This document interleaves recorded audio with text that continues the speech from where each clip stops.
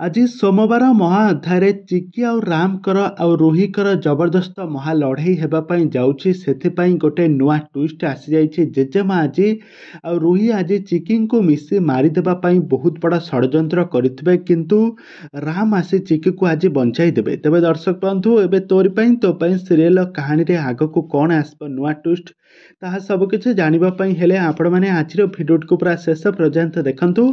ଆଉ ଏହା ପୂର୍ବରୁ ଯଦି ଆପଣମାନେ ଆମ ଚ୍ୟାନେଲକୁ ସବସ୍କ୍ରାଇବ୍ କରିନାହାନ୍ତି ତାହେଲେ ସବସ୍କ୍ରାଇବ୍ କରି ପାଖରେ ଥିବା ବେଲ୍ ଆଇକନକୁ ଦବାଇ ଦିଅନ୍ତୁ।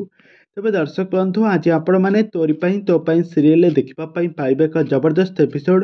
ଦୁର୍ଗା ଆସି ଘରେ ଦେଖନ୍ତି ତ ରୋହି ଆସି ଘରେ ରହିଥିବ, ଆଉ ତାପରେ କହିବ ରୋହି ତୁ ଏଠି। ତାପରେ ରୋହି କହିବ ହଁ ମୁଁ ଫେରି ଆସିଛି, ସେ ଡକ୍ଟରମାନଙ୍କୁ ଚକମା ଦେଇ ପୁଣି ଥରେ ଅଗସ୍ତି ପରିବାରକୁ ଫେରି ଆସିଛି।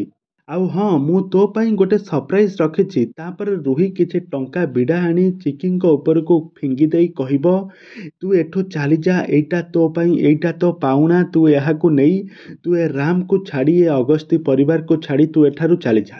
ତାପରେ ଚିକି ରୋହିକୁ କହିବ ତୁ ବୋଧେ ଦିନରେ ବୋଧେ ସ୍ୱପ୍ନ ଦେଖୁଛୁ, ଏ ଘରର ପ୍ରକୃତ ମାଲିକାଣୀ ହେଉଛନ୍ତି ଦୁର୍ଗା ରାୟଚାନ୍ଦ ମାନେ ମୁଁ। ଆଉ ତୁ ମୋତେ ଯିବାକୁ ଏ ଘରୁ କହୁଛୁ, ମୁଁ ତତେ ସଙ୍ଗେ ସଙ୍ଗେ ଘରୁ ତଡ଼ିଦେବି। ତୁ ଦିନରେ ସ୍ୱପ୍ନ ଦେଖିବା ବନ୍ଦ କର, ନହେଲେ ମୁଁ ତତେ କେବେ ବି ଛାଡ଼ିବି ନାହିଁ। ଏବେ କେବଳ ତୋର ଗର୍ବ ଅହଙ୍କାର ଭାଙ୍ଗିଛି, ଆଉ ଆଗକୁ ତତେ ଭାଙ୍ଗି ରୁଜି ଚୁରମାର କରିଦେବି। ଆଉ ତାପରେ ଏକଥା ଯେତେବେଳେ ଜେଜେମା ଶୁଣିବେ, ଜେଜେମା ହଠାତ୍ ଚିକିଙ୍କ ଉପରେ ରାଗିଯାଇ କହିବେ ତୋର ତ ସାହସ ବଡ଼ କମ୍ ନୁହଁ।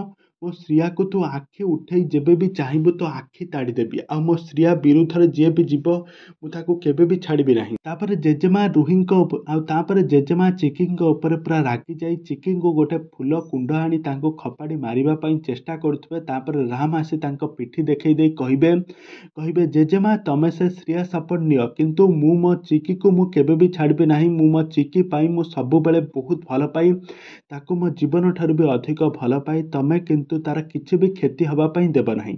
ତେବେ ଦର୍ଶକ ବନ୍ଧୁ, ଏବେ ଜେଜେମା ଆଉ ସାରା ପରିବାର ଲୋକମାନେ ତାଙ୍କ ମନରେ ଏମିତି କ'ଣ ସବୁ ପ୍ରଶ୍ନ ଉଠିବ, ଏ ଦୁର୍ଗା ପାଇଁ ଏତେ ଦରଜ କାହିଁକି ଉଠୁଛି ରାମଙ୍କର, ଏବେ କ'ଣ ଘଟିବ କାହାଣୀରେ, ଏବେ କ'ଣ ଆସିବ ନୂଆ ପରିବର୍ତ୍ତନ, ତାହା ସବୁ କିଛି ଜାଣିବା ପାଇଁ ହେଲେ ଆପଣମାନେ ଆଜିର ଭିଡ଼ିଓଟିକୁ ପୁରା ଶେଷ ପର୍ଯ୍ୟନ୍ତ ଦେଖନ୍ତୁ।